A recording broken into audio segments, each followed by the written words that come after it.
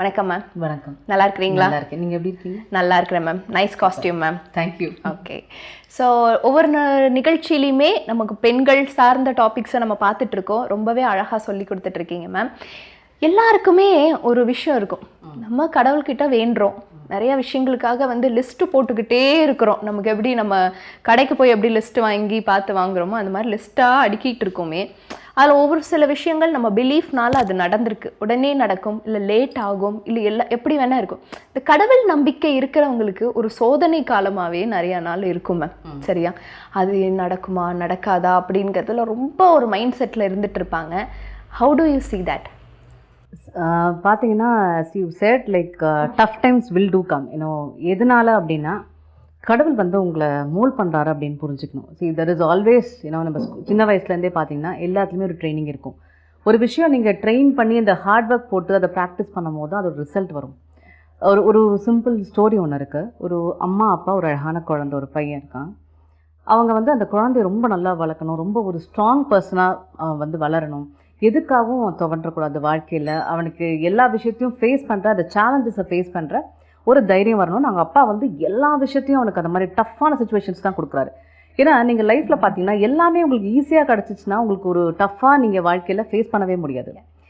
லைஃப்பில் ups and downs இருக்கணும், ஒரு விஷயமும் நீங்கள் க்ராஸ் பண்ணணும். அதுதான் உங்களை ஸ்கல்ப் பண்ணணும். That is what I think sculpture is all about.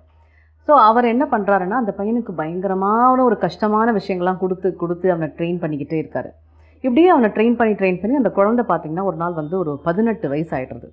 அவங்க அப்பா சொல்கிறாரு, சரி நீ இவ்வளோ விஷயங்களும் நீ சக்ஸஸ்ஃபுல்லாக பண்ணிட்ட, கடைசியாக ஒரு விஷயம் நான் உனக்கு ஒரு டெஸ்ட் வைக்க போகிறேன் அப்படின்னு. என்னப்பா அப்படின்னா நான் அவனை ஃபாரஸ்ட்டு கூட்டிகிட்டு போக போகிறேன் அப்படின்னும் போது அவனுக்கு கொஞ்சம் பயம் இருக்க செய்யுது. நான் என்ன பண்ணுவேன் அங்கே காட்டில் போய் தனியாக அப்படின்னா, அந்த பரவாயில்ல நீ வா, நான் சொல்கிறத மட்டும் நீ செய் அப்படிங்கிறதுனால அவனை அவரை கூட்டிகிட்டு போகிறார். கூட்டிகிட்டு போயிட்டு அந்த காட்டில் என்ன பண்ணுறாருன்னா ஒரு மரத்துக்கிட்ட அவனை கட்டி போட்டுட்டு அவனோட ஐஸையும் க்ளோஸ் பண்ணி வச்சிடறாரு எல்லாத்தையுமே. அப்புறம் அவர் சொல்கிறாரு, இந்த நாள் ஃபுல்லாக இன்றைக்கி இப்போ நாங்கள் அவங்க போகும்போது ஒரு மத்தியானம் வேணும், ஆஃப்டர்நூன் டைம் முடிஞ்சிடுது, இந்த ஈவினிங் ஃபுல்லாக நீ இங்கே தான் இருக்க போகிறேன், இந்த நைட் முடிஞ்சோடனே நான் அடுத்த நாள் காலையில் நான் உன்னை கூட்டிகிட்டு போகிறேன். உடனே அந்த பையன் அழறான், அப்பா நான் எப்படி இருப்பேன் தனியாக, காட்டில் மிருகங்கள் இருக்கும், எனக்கு பயமாக இருக்கும், மழை வரும், என்னால் இருக்க முடியாது அப்படின்னு. இல்லை உன்னால் முடியும், நீ மேனேஜ் பண்ணிக்கோ, சரி நான் கிளம்புறேன் அப்படின்னு. நீ காட்டில் பார்த்தீங்கன்னா நிறைய இலைகள் தான் இருக்கும், நீங்கள் நடந்து போனால் கூட அந்த மாதிரி ஒரு சவுண்டு தான் உங்களுக்கு வர ஆரம்பிக்கும். அப்போ அவர் அவங்க அப்பா அந்த பையனை அங்கே உட்கார வச்சுட்டு அந்த இலையில சவுண்டு கேட்குறது, சரி நான் கிளம்புறேன்னு சொல்லிவிட்டு அந்த இலை சவுண்டு கொஞ்சம் நேரத்துக்கு அப்படியே மறைஞ்சிருது. ஸோ அந்த பையன் ஃபீல் பண்ண ஆரம்பிச்சிட்டேன், அப்பா போயிட்டாரு, அப்பா கிளம்பிட்டாரு, யாருமே இல்லைன்னு.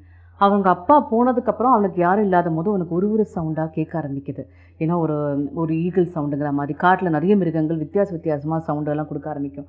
ஸோ அப்படி கொடுக்க அவன் கொஞ்சம் கொஞ்சமாக பயப்படுறான். கொஞ்சம் பயந்து கொஞ்சம் அமைதியாக இருக்கான். கொஞ்சம் சவுண்டு ஜாஸ்தி வரும்போது ரொம்ப பயப்படுறான். கடைசியாக ஒரு புலி சிங்கம் சத்தம் அந்த மாதிரி ஒன்று கேட்கும் போது அவன் தாங்க முடியாமல் பயங்கரமாக அலறான். அந்த ஒரு காற்றடிக்குது, மழை பெய்கிற மாதிரி இருக்குது, தாங்க முடியாமல் அந்த பையன் அழறும் போது அவன் அழுது கத்தி அடங்கி ஒரு டைம் மேலே அப்படியே படுத்து தூங்கிடுறான். அப்போ என்ன ஆகுதுன்னா நெக்ஸ்ட் டே மார்னிங் ஆகிடுறது. அவனுக்கு காலையில் அவன் மேலே சூரிய கதிர்கள் படும்போது அவன் சரி காலையில் ஆகிடுச்சுன்னு ஃபீல் பண்ணுறான். அவ்வளோ அழுது ஆர்ப்பாட்டம் ஆகிட்டு அப்போ திருப்பி அந்த கால் அடி ஓசை கேட்குது. அப்போ அவங்க அப்பா அதை ஓப்பன் பண்ணும்போது, என்னப்பா என்னை இப்படி விட்டுட்டு போயிட்டீங்களே அப்படின்னும் போது, இந்த மாதிரி இடத்துல விட்டுட்டு போயிட்டீங்களே, எனக்கு எதாவது ஆச்சுன்னா நான் என்ன பண்ணுறதுன்னு. அப்பா அவர் சொல்கிறாரு, நான் உன்னை விட்டுட்டு போகவே இல்லை. அவனுக்கு ரொம்ப ஆச்சரியமாக இருந்தது. ஏன்னா அப்பா விட்டுட்டு போகிறேன்னு சொல்லியிருந்தாருன்னு, நான் எப்படி உன்னை விட்டுட்டு போக முடியும்? ஸோ நான் உன்னை விட்டுட்டு போகல, நான் உன்னை பார்த்துக்கிட்டு இருந்தேன் பக்கத்தில் இருந்து, நீ இதை எப்படி சேலஞ்சை ஃபேஸ் பண்ணுறேங்கிறத பார்த்துக்கிட்டு இருந்தேன். இதே சிம்பிளான ஒரு ஃபேக்டர் தான் கடவுள் நம்மளுக்கு செய்கிறது. அவர் நம்மளை விட்டுட்டு போகலை, ஹி ஸ்டில் தேர். அவர் என்ன பண்ணுறாருனா, நீ அதை எப்படி எதிர்கொள்கிற, நீ எவ்வளோ ஸ்ட்ராங்காக ஆற அப்படிங்கிறதுக்காக அவர் பார்க்குறாரு. ஸோ நீங்கள் சொல்லும் போது எனக்கு ஒரு கோட்ஸ் தான் ஞாபகத்துக்கு வருது. லைக் ஒரு நல்ல சீ அப்படின்னா, நல்ல ஒரு கடல் அப்படின்னா அலை புயல் எல்லாமே சூழ்ந்துருக்கும். அப்படி இருக்க ஒரு கடலில் போனால் மட்டும்தான் ஒரு நல்ல செயலர் உருவாங்குவாங்க அப்படிங்கிறது ரொம்ப அழகான ஒரு வெரி ட்ரூவான ஒரு ஸ்டேட்மெண்ட்டை கொடுத்துருக்காங்க மேம். இது கரெக்டான ஸ்டேட்மெண்ட் தானே? கண்டிப்பாக. ரொம்ப ஒரு ஸ்மூத்தாக ஒரு விஷயத்தை நீங்கள் போயிட்டு இருந்தீங்கன்னா நாளை பின்ன உங்களுக்கு ஒரு டஃப்பாக நீங்கள் சேல் பண்ணணும் அப்படின்னா உங்களால் முடியாது.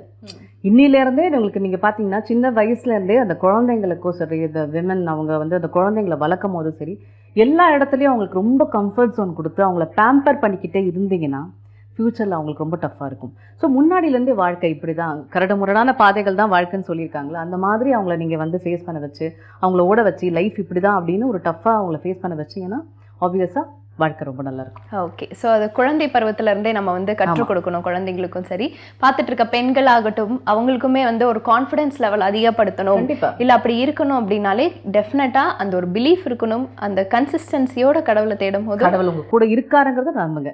விட்டுட்டு போக மாட்டார். நீ என்ன பண்ணிட்டு இருக்கேன்னு பார்த்துட்டு இருக்காரு. ஸோ அந்த நேரத்தில் நீங்க என்ன கேட்கலாம்னா, இதை நான் எப்படி ஃபேஸ் பண்ண போறேன்னு எனக்கு ஒரு தைரியத்தை கொடுக்க கேட்கலாம். Okay ma'am. ஸோ ஆட்டோமேட்டிக்காக நீங்க வேற ஒரு வாட்டியும் நீங்க வந்து ஒரு புது மனுஷங்களாம் வந்து நீங்க மாறிக்கிட்டே இருப்பீங்க. ரொம்பவே அழகா எங்களுக்கு சொல்லியிருந்தீங்க மேம். கடவுள்ங்கிறது எல்லா இடத்துலையும் இருக்கார், அதை விட நம்மளும் இருக்கார் அப்படிங்கறது ரொம்பவே அழகா வந்து எக்ஸ்பிளைன் பண்ணியிருந்தீங்க. Thank you for joining us. Thank you ma'am.